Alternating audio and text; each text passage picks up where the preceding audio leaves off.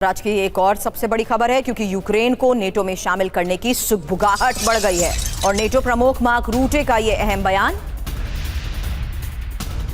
Ukraine को NATO में शामिल करने पर दिया गया यह बयान। कहा नेटो में शामिल हो सकता है यूक्रेन और कुछ नेटो देश यूक्रेन का विरोध कर रहे हैं। सभी नेटो देशों की सहमति इसके लिए जरूरी है।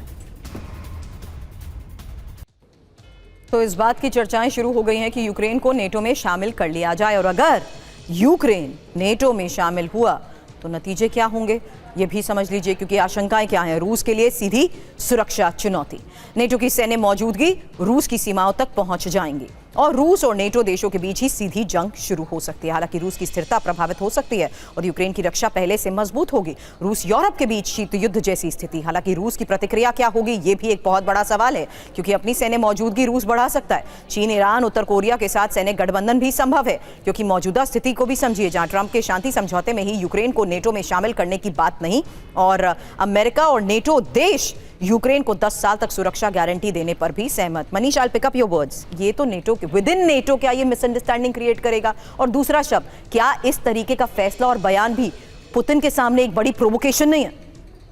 देखिए, नाटो चीफ स्टोल्टनबर्ग उस समय जबकि रूस यूक्रेन युद्ध शुरू हुआ था तो इन्होंने भी खूब आग में घी डालने का काम किया, यूक्रेन का काफ़ी हौसला बढ़ाया और यूक्रेन को तो लेकिन नाटो का सदस्य बनाया नहीं, बहाना करते रहे। अभी भी जो उनका बयान है उसको मैं इस संदर्भ में देख रहा हूँ कि जब ये पीस प्रपोजल में बात रखी गई कि भाई यूक्रेन नाटो का सदस्य नहीं बनेगा तो इसकी हम गारंटी दे रहे हैं, तो उसी को वो घुमाकर ये कहना चाह रहे हैं कि ऐसा नहीं है कि इतना आसानी से यूक्रेन नाटो का सदस्य बन जाएगा।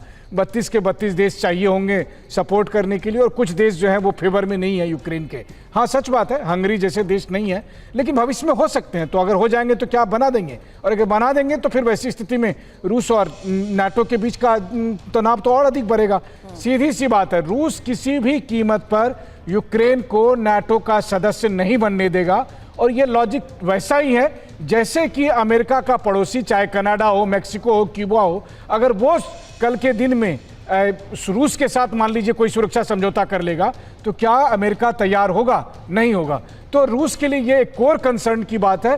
इसी बात से युद्ध शुरू हुआ था और अगर यूक्रेन को वो सदस्य बनाते हैं तो वैसी स्थिति में ये लड़ाई और आगे जारी रहेगी। हाँ, ये अलग बात है कि यूक्रेन को झुंझुना दिखाया जा रहा है, यूक्रेन को मौका मिलेगा नहीं बनने का।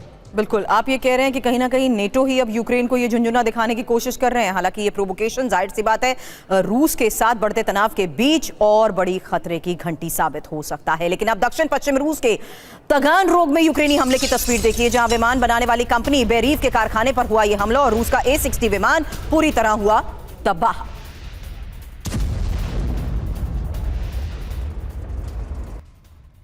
हमले में A-60 के अलावा एक और विमान को नष्ट करने का दावा। नेपच्यून क्रूज मिसाइल से हमलों को अंजाम दिया गया और ड्रोन से भी बेरीव कारखाने पर हमलों को किया गया।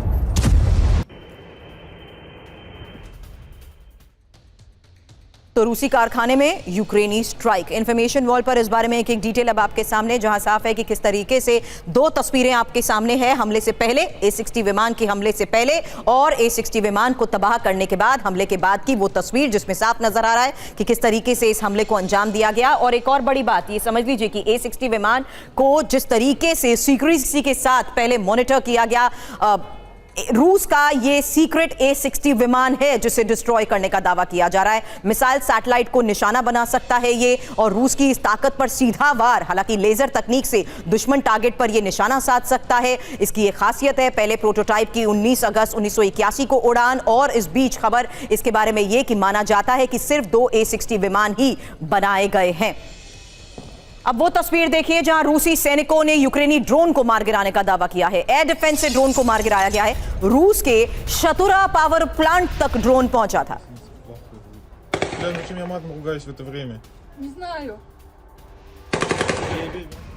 यूक्रेन की सेना को बड़े नुकसान का दावा। निप्रो में यूक्रेनी कमांड पोस्ट पर यह बहुत बड़ा अटैक बताया जा रहा है, जहां रूस ने यूक्रेन से कई बस्तियों को भी आजाद करा लिया।